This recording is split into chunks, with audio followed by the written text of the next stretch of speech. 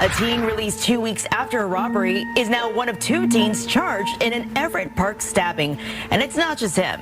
Court documents reveal a group of 3 lured the victim into Lyons Park and stabbed him.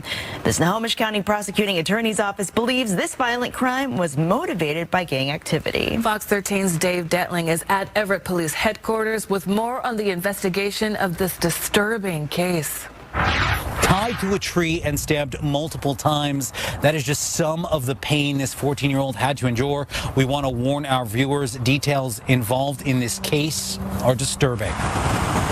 Lyons Park in Everett, what usually is a playground for some, turned into a beating ground last week. Court documents state 2 17-year-olds, Milo Canales and Hayden Loosebrink, led a 14-year-old into the park. They're both being tried as adults. Documents say another girl invited the victim to Lyons Park to hang out. The victim told police he believed he was being set up. When the victim and the girl got there, Canales and Loosebrink came out from behind the victim and started to attack him. They're accused of pistol whipping him, pinning him to the ground, and then pummeling and stomping on him. Canales is accused of carving an N into the victim's chest with a knife. Court documents say that, quote, the N would stand for Norte or Norteño in reference to a gang. According to law enforcement, the gang is known to be active in the Everett area. The violent attack on December 17th lasting an estimated 20 minutes. Court documents state the victim was stabbed 8 times with deep slash wounds to the stomach and torso. The teen was stripped of his clothing, tied to a tree, and left for dead. Investigators say he managed to untie himself, run to a nearby house for help, where that neighbor called 911. In less than 24 hours, both Loosebrink and Canales were arrested. Investigators say Canales was seen on camera in possession of the victim's clothing at his home in Marysville. And investigators say this all stemmed from gang activity, as well as some type of altercation at Lakewood High School, where all 3 teens are students. We know that Canales' bail has been set at $1 million. Loosebrink's bail set at $300,000. He has since bonded out. As for the victim, he was treated at Harborview Medical Center. We know he is expected to survive. We, of course, will continue to follow this case as new details become available. Reporting from outside Everett Police Headquarters, Dave Detling, Fox 13 News. Hello, everyone, and thank you for tuning in to It Be Like That, where any and everything is bound to happen because, hell, it be like that.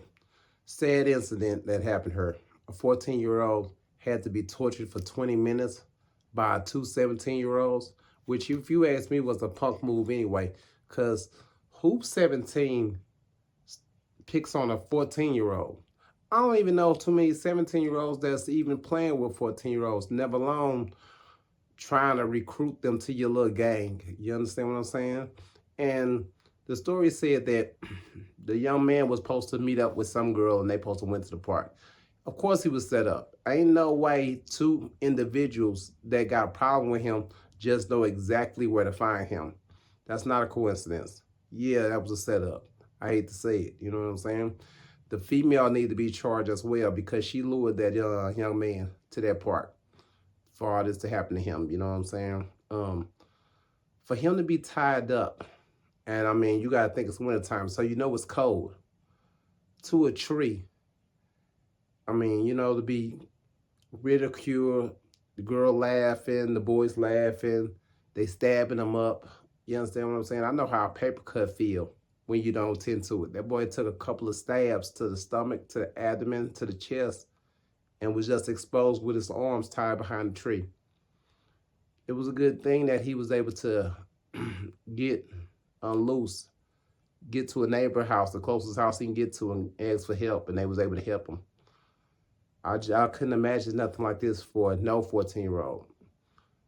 And to know that this happened over gangs, and as you see, that gang, it seemed like had to be an I hate to say it, but I want to say a Mexican gang, because I'm not familiar with that area or that name of that gang, which led me to think that it would have to be anything that had to do with Spanish descent. But regardless if it was or what, it said that that boy had to go through that. It's a good thing he got help. I hope they charge both of the 17-year-old with, you know, as adults, because they need to, because should nobody be, you know what I'm saying, done like that. And if these 17-year-olds doing this now and they think it's cool, What you think they're going to do when they 27, 37?